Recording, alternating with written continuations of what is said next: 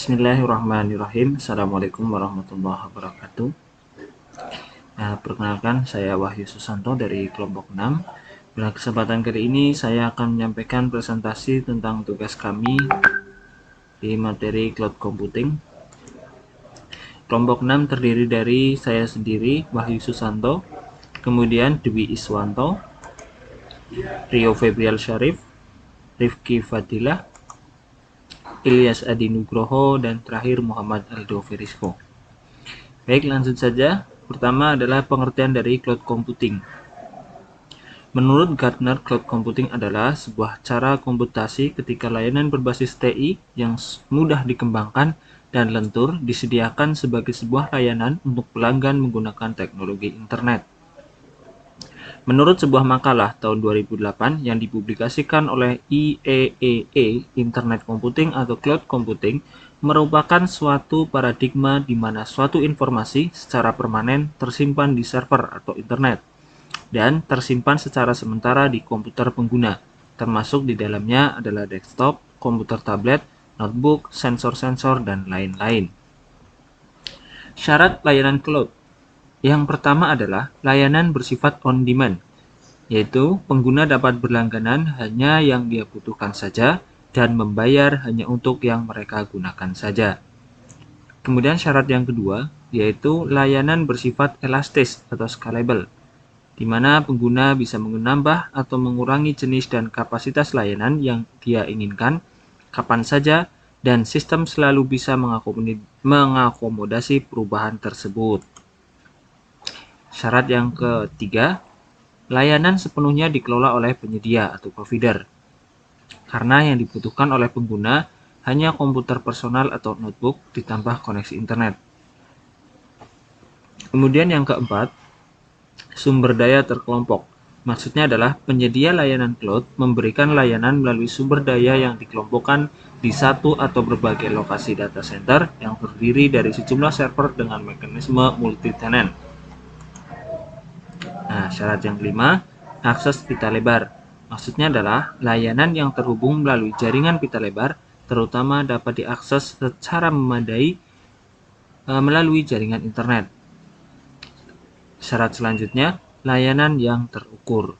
Sumber daya cloud yang tersedia harus diatur dan dioptimasi penggunanya dengan satu sistem pengukuran yang dapat mengukur penggunaan dari setiap sumber daya komputasi yang digunakan, berupa penyimpanan, memori, prosesor, lebar pita, aktivitas user, dan lainnya. Nah, selanjutnya adalah model layanan cloud computing. Model layanan cloud computing yang kami bahas di sini ada 3 jenis, ada 3 model. Yang pertama, software as a service atau yang disingkat SaaS. Kemudian platform as a service yang disingkat dengan PaaS. Dan yang terakhir adalah infrastruktur as a service atau IaaS. Nah, ketiga jenis ini, pengertian dan juga kekurangan atau kelebihannya akan disampaikan oleh teman saya Dwi Iswanto. Software as a Service atau SaaS. Definisinya adalah layanan cloud jenis ini disediakan dalam bentuk perangkat lunak atau aplikasi. Contohnya Google Apps atau Office 365. Pada jenis layanan ini, pengguna hanya perlu menggunakannya tanpa harus memahami dan mengurusi bagaimana data disimpan dan bagaimana maintenance atau perawatan aplikasi, karena hal tersebut sudah disediakan oleh penyedia layanan. Kekurangan dan kelebihan dari SaaS, untuk kekurangannya adalah pengguna tidak punya kendali penuh atas aplikasi yang dipakai atau disewa, seperti mengubah fitur dan sebagainya, karena memang fitur dibuat secara umum. Walaupun ada beberapa penyedia yang memberikan izin kustomisasi, namun hal itu sifatnya terbatas pada fitur atau fungsi tertentu. Kelebihannya, pada umumnya pengguna dapat memanfaatkan layanan ini secara gratis, ataupun ada yang berbayar tanpa harus mengeluarkan biaya atau modal untuk membangun sendiri in-house development, atau membeli lisensi yang mahal. Ketersediaan aplikasi terjamin oleh penyedia layanan, sehingga pengguna hanya perlu fokus pada data yang dimilikinya saja, beserta perangkat berupa komputer dan internet untuk mengaksesnya. Selanjutnya, Platform as a Service atau PaaS. Layanan cloud jenis ini disediakan dalam bentuk platform yang dimanfaatkan pengguna untuk membuat aplikasi di atasnya. Contoh Amazon Web Service atau biasa disebut AWS, Microsoft Azure, Facebook, dan lain-lain. Pada jenis layanan ini, pengguna dapat membangun aplikasi, upload aplikasi, testing, dan mengatur aplikasinya sendiri. Untuk kekurangannya adalah keamanan pada layanan jenis ini disediakan oleh provider, bukan dari aplikasi yang kita buat, sehingga kita tetap perlu dan harus memperhitungkan risiko keamanan dari aplikasi kita sendiri. Apalagi di masa sekarang berita tentang kejahatan cyber sangat perlu diwaspadai.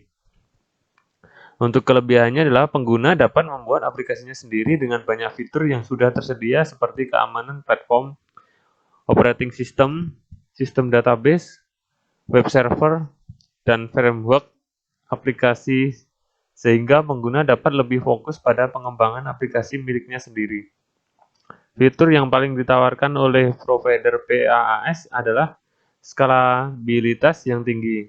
Ketika aplikasi yang kita upload mulai digunakan oleh banyak user, maka secara otomatis layanan PaaS akan menskalakan aplikasi kita menjadi lebih baik dalam melayani aplikasi yang kita buat. Yang terakhir adalah Infrastructure as a Service IaaS. Layanan cloud jenis ini pada dasarnya berupa benda fisik seperti kotak server dan komputer virtual. IaaS menyediakan layanan untuk perusahaan dengan sumber daya komputasi meliputi server, jaringan, storage, dan ruang data center. Untuk kekurangannya, pengguna harus terhubung ke internet untuk menggunakannya. Serta jika membutuhkan penambahan sumber daya, harus menghubungi pihak penyedia layanan. Pengguna harus mengurus segalanya sendiri seperti operating system, keamanan, aplikasi, database, framework, dan lain-lain. Karena yang disediakan oleh provider hanya server dan jaringannya saja. Untuk kelebihannya adalah pengguna tidak perlu membeli komputer dan peralatan secara fisik, melakukan pemeliharaan rutin, dan melakukan konfigurasi perangkat. Karena hal itu sudah merupakan bagian dari layanan yang diberikan oleh provider. Terima kasih Saudara Dewi Iswanto. Selanjutnya kami akan mendemokan salah satu dari 3 model layanan. Yang akan kami demonstrasikan adalah tutorial instalasi SaaS secara offline, di mana sebelumnya kami telah menguji coba mensimulasi ketiga model layanan, namun karena keterbatasan durasi, kami hanya melampirkan salah satu saja, yaitu demo instalasi SaaS. Selamat menyaksikan.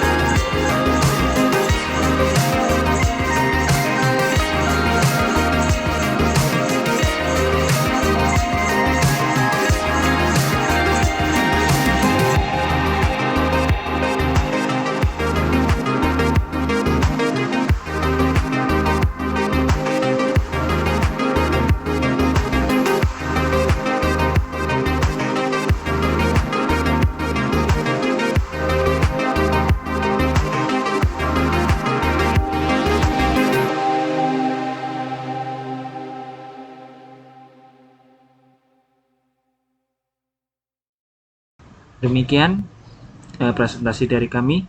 Saya Wahyu Susanto mewakili teman-teman yang lain mengucapkan banyak terima kasih dan mohon maaf apabila banyak kekurangan. Assalamualaikum warahmatullahi wabarakatuh.